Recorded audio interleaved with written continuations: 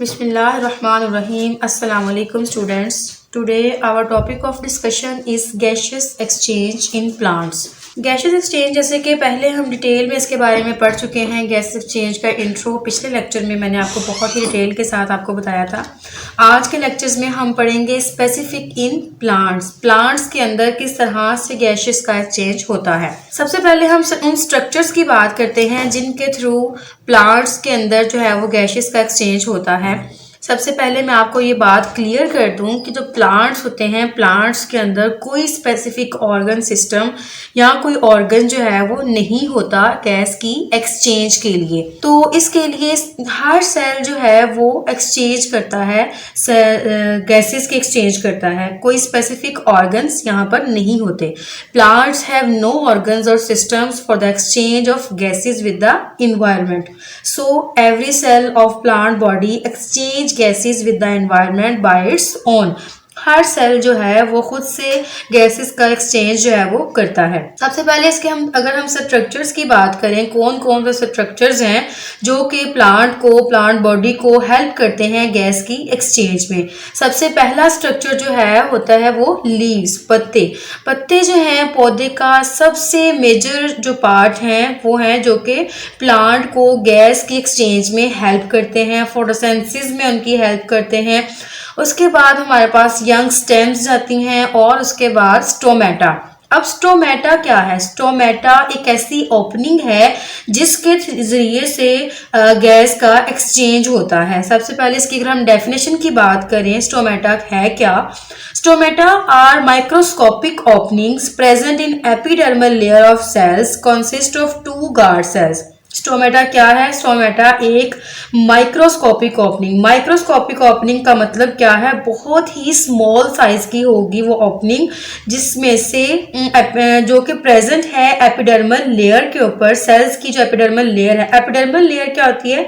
Sales की सबसे अपर वाली जो लेयर होती है उसको कहते हैं एपिडर्मल लेयर। उस लेयर के अंदर स्टोमेटा प्रेजेंट होते हैं और वो मुश्तमिल होते हैं दो गार्ड सेल्स पर। स्टोमेटा जो है वो दो गार्ड सेल्स पर मुश्तमिल है। उसके सेंटर के अंदर जो है वो स्टोमेटा होता है, साइडों पर दो गार्ड सेल्स होते हैं। देखिए डायग्राम के अंदर आपको क्लियर नजर आ रहा होगा, बीन शेप के स्ट्रक्चर होते हैं गार्ड सेल्स के। ये जो दो बीन शेप आपको स्ट्रक्चर नजर आ रहे हैं ये गार्ड सेल्स हैं और इसके बिल्कुल सेंटर के अंदर जो है वो स्टोमेटा पाए जाते हैं। अब हम बात कर लेते हैं गार्ड सेल्स क्या है। स्टोमेटा तो हमने देख लिया कि माइक्रोस्कोपिक ओपनिंग हैं जो कि एपिडर्मल लेयर के अंदर पाई जाती हैं और वो मुश्तमिल होते हैं दो गार्ड सेल्स पे। अब what is guard cells? Guard cells क्या हैं? गार्ड सेल्स जो हैं वो प्लांट के स्पेसिफिक सेल्स होते हैं जो कि मौजूद होते हैं एपिडर्मस ऑफ लीव्स। पत्तों की एपिडर्मस लेयर के अंदर गार्ड सेल्स मौजूद होते हैं और स्टेम में भी होते हैं एंड अदर ऑर्गन। इसके अलावा पौधों के बाकी पार्ट्स के अंदर भी गार्ड सेल्स पाए जाते हैं। इनका मेन रोल तो यही है ना कि इन्होंने गैसेस एक्सचेंज करवानी है। तो जाहिर सी बात है कि पूरे पौधे के अंदर गैस का एक्सचेंज होगा। मैंने शुरू में आपको बता दिया पौधों के पास कोई भी स्पेसिफिक ऑर्गन या ऑर्गन सिस्टम नहीं होता, इसलिए हर सेल ने जो है खुद से गैस का एक्सचेंज करना है। तो गार्ड सेल पौधे की बॉडी के अंदर पाए जाते हैं, इसलिए ये हेल्प करते हैं उनकी एक्सचेंज में। तो help in gas exchange and form stomatal pores. और दो गार्ड सेल्स जब ओपन होते हैं उनके सेंटर के अंदर एक ओपनिंग होती है जिसको हम स्टोमेटा का नाम देते हैं। उसके बाद हमारे पास कुछ और स्ट्रक्चर्स हैं जिसको हम कहते हैं woody stem, roots and lenticels. ये तो हमने बात की यहाँ पर यंग स्टेम्स की, स्टोमेटा की और लीव्स की। अब बात आती है क्या जो हार्ड स्ट्रक्चर होते हैं, जो हार्ड और वुडी स्ट्रक्चर होते हैं प्लांट के, क्या वो भी गैस का एक्सचेंज करते हैं? तो उनके बारे में हम पढ़ते हैं। वुडी स्टेम्स के पास स्पेसिफिक एक स्ट्रक्चर होता है। जैसे कि हमने यंग स्टेम में बात की, यंग स्टेम में हमारे पास जो है वो स्टोमेटा थे। तो अगर हम वुडी स्टेम की बात करते हैं, मीन जो सख्त लकड़ी वाले जो बड़े तने होते हैं, जो बड़े पौधे होते हैं और उनके जो रूट्स होती हैं उनके अंदर भी गैसेस का एक्सचेंज होता है। और किस स्ट्रक्चर के थ्रू होता है उसका नाम है लेंटिसेल्स। अब लेंटिसेल्स क्या है? लेंटिसेल्स भी एक स्पेसिफिक प्लांट के एक स्पेशलाइज्ड सेल्स हैं जो कि हेल्प करते हैं पौधों की गैस एक्सचेंज के अंदर। अब इसकी अगर हम डेफिनेशन की बात करें लेंटिसेल्स की, तो in woody stem and mature roots the entire surface is impervious. Entire surface is impervious का क्या मतलब है कि ये किसी भी फ्लूइड को अलाउ नहीं करते हैं कि वहां से कि कोई भी फ्लूइड जो है वो बॉडी से बाहर मूव आउट हो। तो जो लेंटिसेल्स हैं, लेंटिसेल्स के अंदर हम बात करेंगे जो वुडी स्टेम है, जो हार्ड स्ट्रक्चर है, जो फुल लकड़ी वाले जो पौधे होते हैं, सख्त जो तने होते हैं, वो मैच्योर रूट्स होते हैं क्योंकि उनमें स्टोमेटा नहीं होते, स्टोमेटल ओपनिंग्स उनमें नहीं ओपन हो सकती क्योंकि वो हार्ड होते हैं, इसलिए तो वो इम्परवियस हैं, वहां से वो अलाउ नहीं करते, do not allow fluids to pass. ठीक है, वहां से जो है वो कोई भी फ्लूइड जो है वो पास आउट नहीं हो सकता, इसलिए उनके पास स्पेसिफिक गैस की एक्सचेंज के लिए, वाटर की एक्सचेंज के लिए स्पेसिफिक पोर्स होते हैं जिनको हम लेंटिसेल्स का नाम देते हैं। अब आपको समझ आ गई होगी लेंटिसेल और स्टोमेटा में डिफरेंस। स्टोमेटा जो है यंग स्टेम्स के अंदर पाए जाते हैं और ये माइक्रोस्कोपिक ओपनिंग्स होती हैं जो कि दो गार्ड सेल्स के सेंटर में पाई जाती हैं, जबकि जो लेंटिसेल्स हैं, लेंटिसेल्स हार्ड और वुडी स्ट्रक्चर्स के अंदर, वुडी जो प्लांट्स हैं उनके अंदर पाए जाते हैं। चूंकि हार्ड होने की वजह से उनके तने में से कोई भी फ्लूइड जो है वो पास आउट नहीं हो पाता, तो इस वजह से वहां पर स्पेसिफिक टाइप के सेल्स पाए जाते हैं जिनको लेंटिसेल्स करते हैं, जो कि उनकी गैस की एक्सचेंज में उनकी हेल्प करते हैं। नेक्स्ट, अगर हम पौधों की रूट्स के बारे में बात करें, पौधों की जड़ों के बारे में बात करें, तो सब जानते हैं कि जो एपिडर्मल एक्सटेंशंस होती हैं, रूट्स क्या है, वो एपिडर्मल एक्सटेंशंस है, मींस एपिडर्मल लेयर ही जो है वो आगे एक्सटेंड हुई होती है जो कि मिलकर रूट्स बनाती है। रूट और रूट हेयर्स, अब रूट्स के साथ रूट हेयर्स भी होते हैं। फॉर एग्जांपल इस तरह से हमारे पास कोई एक प्लांट की रूट है तो उसके साथ स्मॉल स्मॉल माइन्यूट से हेयर लाइक स्ट्रक्चर्स होते हैं जिनको हम क्या बोलते हैं, हेयर रूट्स। मीन जड़ों के साथ स्मॉल साइज के बाल की तरह का एक स्ट्रक्चर होता है जिनको हम हेयर रूट्स का नाम देते हैं। तो रूट हेयर्स जो है वो भी गैस की हेल्प कर, गैस एक्सचेंज में उनकी मदद करते हैं पौधों की। उसके बाद हम बात करें, अगर ये तो हमने यहाँ पर दो तरह के पौधों की बात कर ली, एक हमने बात कर ली यंग स्टेम वाले प्लांट्स की और दूसरी हमने बात कर ली हार्ड और वुडी स्टेम की। अब हम बात करते हैं उन प्लांट्स की जो कि पानी के अंदर पाए जाते हैं, इक्वेटिक प्लांट्स जिनको हम आबी नबातात कहते हैं। ऐसी जड़ी बूटियां, ऐसे प्लांट्स जो कि पानी के अंदर पाए जाते हैं, उनकी गैस के एक्सचेंज का क्या प्रोसेस है। उनके अंदर अगर हम देखें तो जो इक्वेटिक प्लांट्स हैं, जो आबी पौधे हैं, वो यूज करते हैं ऑक्सीजन को फ्रॉम वाटर। कौन सी ऑक्सीजन? जो पानी के अंदर डिजोल्व हुई ऑक्सीजन होती है, हलशुदा ऑक्सीजन को इस्तेमाल करते हैं और वहां से रिलीज करते हैं कार्बन डाइऑक्साइड को इन्वायरमेंट के अंदर। पानी से जो डिजोल्व ऑक्सीजन है उसको वो यूज कर लेते हैं और कार्बन डाइऑक्साइड को रिमूव कर देते हैं, वहां से वो रिलीज करते हैं कार्बन डाइऑक्साइड को। उसके बाद एक पिछला कॉन्सेप्ट जो पिछले लेक्चर में भी मैंने आपको जो है वो थोड़ा सा इसके बारे में हिंट दिया था, आज उसको थोड़ा सा मजीद डिटेल के साथ देख लेते हैं। चूंकि हम आज प्लांट्स के बारे में बात कर रहे हैं, गैसेस एक्सचेंज इन प्लांट्स, तो ये प्लांट्स का एक मेजर रोल है, प्लांट का एक मेजर स्टेप है जिसके बारे में हम यहाँ पर बात करते हैं।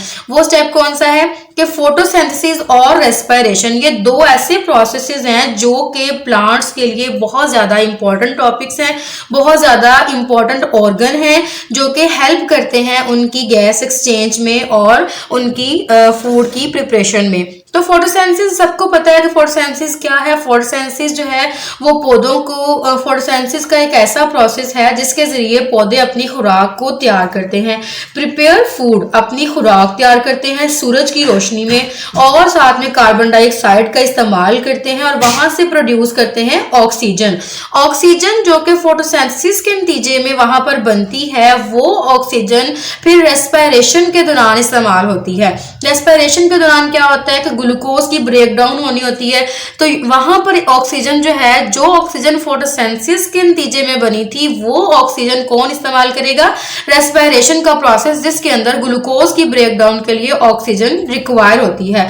तो use O2 to break glucose. उसके बाद जो रेस्पिरेशन है वो प्रोड्यूस करता है कार्बन डाइऑक्साइड को, और वहां से जो कार्बन डाइऑक्साइड प्रोड्यूस होती है वो कौन इस्तेमाल करता है, वो कार्बन डाइऑक्साइड इस्तेमाल करता है फोटोसिंथेसिस का प्रोसेस। तो इसी तरह से ये प्रोसेस एक साइक्लिक प्रोसेस चलता रहता है। फोटोसिंथेसिस में से जो ऑक्सीजन बनती है वो रेस्पिरेशन के प्रोसेस में इस्तेमाल होती है, और रेस्पिरेशन के प्रोसेस में कार्बन डाइऑक्साइड बनती है वो फोटोसिंथेसिस के प्रोसेस में इस्तेमाल होती है। आप सब जानते हैं कि पौधों के अंदर दो तरह का साइकिल चलता है, डे टाइम में उनका साइकिल और होता है और नाइट टाइम में उनका साइकिल और होता है। डे टाइम में क्या होता है कि फोटोसिंथेसिस और रेस्पिरेशन एट अ टाइम हो रहे होते हैं, एक ही टाइम पे फोटोसिंथेसिस भी हो रही होती है और रेस्पिरेशन भी हो रही होती है। तो इस तरह से ये वाला जो साइकिल है फोटोसिंथेसिस से O2 बनती है और रेस्पिरेशन से कार्बन डाइऑक्साइड, और कार्बन डाइऑक्साइड जो है वो फोटोसिंथेसिस इस्तेमाल कर लेते हैं। लेकिन रात के वक्त जब फोटोसिंथेसिस नहीं हो रही होती, फोटोसिंथेसिस जो है वो स्टॉप हो जाती है, क्योंकि रात को सूरज की रोशनी वहां पर मौजूद नहीं होती, सनलाइट मौजूद नहीं होती, सनलाइट जस्ट दिन के टाइम पे ही होती है। तो रात के वक्त चूंकि नहीं है रोशनी, तो फोटोसिंथेसिस का जो प्रोसेस है वो भी स्टॉप हो जाएगा, वो भी नहीं होगा। जब फोटोसिंथेसिस का प्रोसेस नहीं होगा तो वो कार्बन डाइऑक्साइड भी यूज नहीं करेंगे। इसलिए जो रेस्पिरेशन के दौरान जो कार्बन डाइऑक्साइड रिमूव होगी वो कहाँ जाएगी, वो इन्वायरमेंट के अंदर जाएगी। रेस्पिरेशन के दौरान ऑक्सीजन इस्तेमाल हो जाएगी और वहां से जो कार्बन डाइऑक्साइड निकलेगी वो रिमूव होगी outside the body, outside the plant, in the environment. तो फिर रात के वक्त जो कार्बन डाइऑक्साइड है वो पौधों से बाहर निकाल दी जाती है। आपने पढ़ा होगा कि कहते हैं कि रात के वक्त दरख्तों के नीचे नहीं बैठना चाहिए, दरख्तों के नीचे नहीं सोना चाहिए। उसकी वजह यही है कि रात के वक्त ऑक्सीजन की कमी होती है और पौधों के नीचे से कार्बन डाइऑक्साइड जो है वो खारिज होती है, जिसकी वजह से आपको सांस का प्रॉब्लम हो सकता है। उसके बाद अगर आप एक पत्ते की क्रॉस सेक्शनल एरिया को आप स्टडी करें अंडर माइक्रोस्कोप तो आपको कुछ इस तरह की स्ट्रक्चर्स नजर आएंगी। सबसे पहले जो उसकी अपर साइड पर एक स्ट्रक्चर प्रेजेंट होता है जिसको हम क्यूटिकल का नाम देते हैं। क्यूटिकल भी जो है छाल है, एक बार्क है उसकी पत्ते की, जो कि मदद करती है गैस की एक्सचेंज में। उसके बाद हमारे पास सबसे अपर एपिडर्मिस लेयर पाई जाती है। सबसे जो ऊपर वाली लेयर होती है उसको हम कहते हैं अपर एपिडर्मिस, और जो नीचे वाली साइड पर लेयर होती है उसको हम कहते हैं लोअर एपिडर्मिस। और इसके दौरान में कुछ स्पेसिफिक स्ट्रक्चर्स पाए जाते हैं। सबसे जो अपर एपिडर्मिस के नीचे का स्ट्रक्चर है उसको हम कहते हैं मेसोफिल सेल्स। मेसोफिल सेल्स भी स्पेसिफिक सेल्स होते हैं प्लांट्स के, जो कि हेल्प करते हैं गैस की एक्सचेंज में उसकी। उसके बाद स्पॉन्जी मेसोफिल सेल्स होते हैं। उसके बाद हमने पढ़ा कि प्लांट्स के अंदर स्टोमेटा और गार्ड सेल्स होते हैं। अब ये देखें स्ट्रक्चर के अंदर आपको वाज़ा नजर आ रहे होंगे, ये दो गार्ड सेल्स हैं और उन दो गार्ड सेल्स के दरमियान में आपको ये एक ओपनिंग नजर आ रही है जिसका नाम है स्टोमेटा, जिसको हम पीछे डिटेल से पढ़ चुके हैं कि स्टोमेटा क्या है और गार्ड सेल्स क्या है। इसके साथ साथ अपर और लोअर एपिडर्मिस के दरमियान में जाइलम और फ्लोएम टिश्यूज पाए जाते हैं जो कि रॉड शेप होते हैं। जाइलम और फ्लोएम टिश्यू रॉड शेप होते हैं। इनका काम क्या होता है, ये पौधों के अंदर पानी और खुराक की तरसील के लिए उनकी हेल्प करते हैं, जाइलम और फ्लोएम टिश्यूज। तो ये थी उसकी क्रॉस सेक्शनल एरिया की छोटी सी डायग्राम। ये भी आपने अच्छे से तैयार करनी है, पेपर पॉइंट ऑफ व्यू से बहुत इंपॉर्टेंट क्वेश्चन है कि पौधे के क्रॉस सेक्शनल एरिया के अंदर कौन कौन से पार्ट्स हैं। और इसके अलावा गार्ड सेल की डेफिनेशन पूछी जा सकती है आपसे, स्टोमेटा की डेफिनेशन पूछी जा सकती है, तो इसको आपने अच्छे से तैयार करना है। इसके अलावा लेंटिसेल्स भी बहुत इंपॉर्टेंट है। तो ये था हमारा आज का लेक्चर जिसमें हमने डिस्कस किया उसके स्ट्रक्चर्स, कौन कौन से स्ट्रक्चर्स होते हैं, स्टोमेटा क्या होता है, गार्ड सेल्स क्या है। उसके बाद हमने देखा कि लेंटिसेल्स क्या है। लेंटिसेल्स ऐसे स्पेसिफिक सेल्स हैं जो कि हार्ड और वुडी स्टेम्स के अंदर पाए जाते हैं और उनकी गैस की एक्सचेंज में उनकी हेल्प करते हैं। उसके बाद हमने रूट्स के बारे में देखा। रूट्स जो है वो एपिडर्मल एक्सटेंशंस होती हैं और वो भी गैस की एक्सचेंज में हेल्प करती हैं। फिर एक्वेटिक प्लांट्स के बारे में पढ़ा कि वो डिजॉल्व्ड ऑक्सीजन को इस्तेमाल करते हैं और वहां से कार्बन डाइऑक्साइड को रिमूव करते हैं, रिलीज करते हैं। फिर हमने दो मेजर जो हमारे पास प्लांट के ऑर्गन्स थे, जो कि प्लांट के स्टेप्स थे, जिनमें हमने देखा कि फोटोसिंथेसिस क्या है, रेस्पिरेशन क्या है, और ये दोनों प्रोसेस एक दूसरे के ऊपर डिपेंड कर रही हैं।